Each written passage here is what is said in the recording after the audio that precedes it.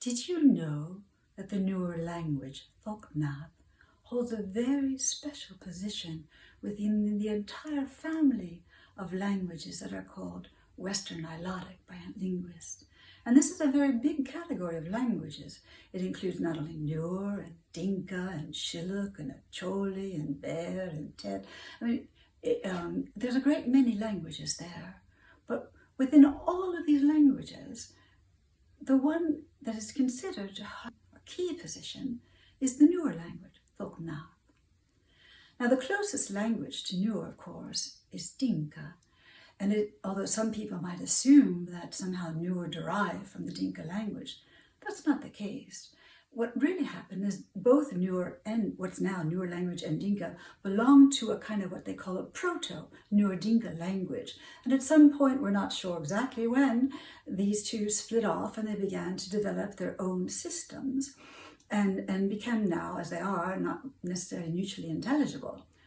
But within this, even with the Dinka, it is regarded that the Nuer has somehow maintained the consistency of grammatical rules and the regularity of what is considered to be the original proto-language than all of these other languages.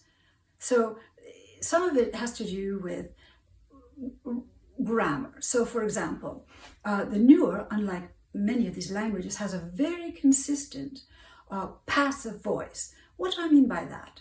Passive voice is, I dropped the dish. That would be an active voice because I am an actor and it's mentioned in the sentence. But if you said the dish was dropped, then that's a passive voice. There's no agent mentioned.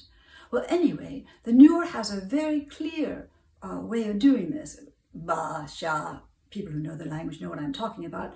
So, but these other languages, they might just have parts of it or inconsistencies.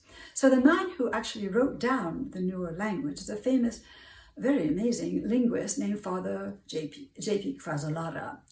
And he did it in the late 1920s and early 30s. And he also wrote down some of these other languages, including Acholi and others. So he was an expert. And he was the one who initially observed that the Nuer language is quite key. So I think that's something important to keep in mind. And for those of you living in diaspora, I encourage you, take the time, try to learn a little more about your language if you don't speak it already. Thank you very much. I'm Sharon Hutchinson, or Nyarial, and this is another adventure into the cultural and perhaps linguistic history of the Nuer people of South Sudan, Thok Naath. Thank you for joining me.